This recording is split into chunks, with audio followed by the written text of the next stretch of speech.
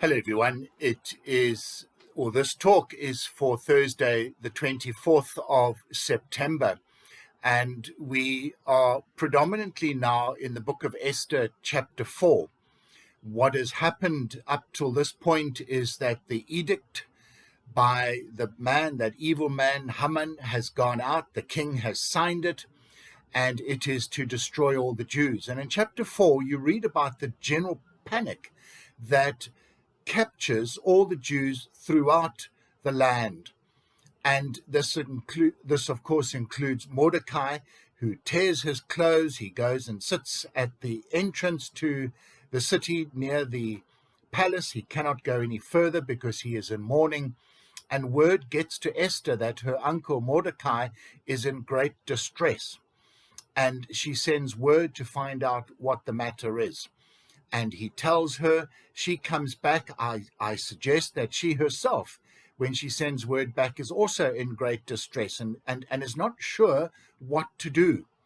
And this discussion goes backwards and forwards. And eventually, Esther comes up with a plan. She will approach the king, but she asks that a 3-day period of fasting and prayer be held.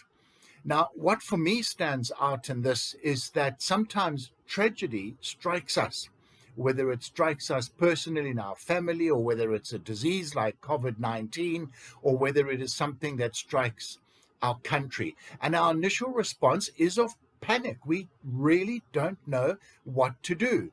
And I think that's okay.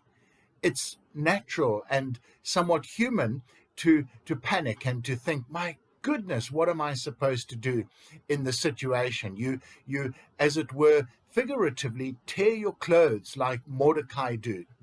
You go and you sit in the dust and you have no idea what to do. And you begin to put the word out as to how and what a tragedy has befallen you.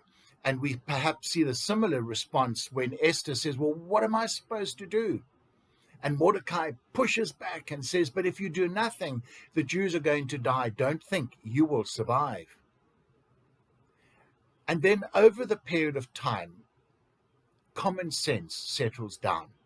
And what Esther suggests is absolutely pertinent, and we should follow this ourselves when that tragedy strikes. It's to go into a time of prayer, quiet, solitude, seeking the face of God. Don't expect to give off an arrow prayer to God and in 5 minutes you have an answer.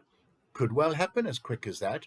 But Esther realized that in the severity of the situation, she needed to call for 3 days of prayer and fasting. And so, folks, God is not unaware of the situation you find yourself in. God has an answer, but he doesn't necessarily send you the answer until you ask for it.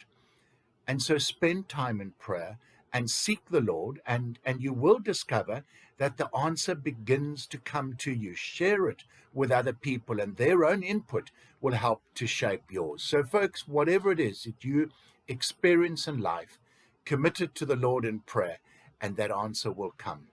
God bless.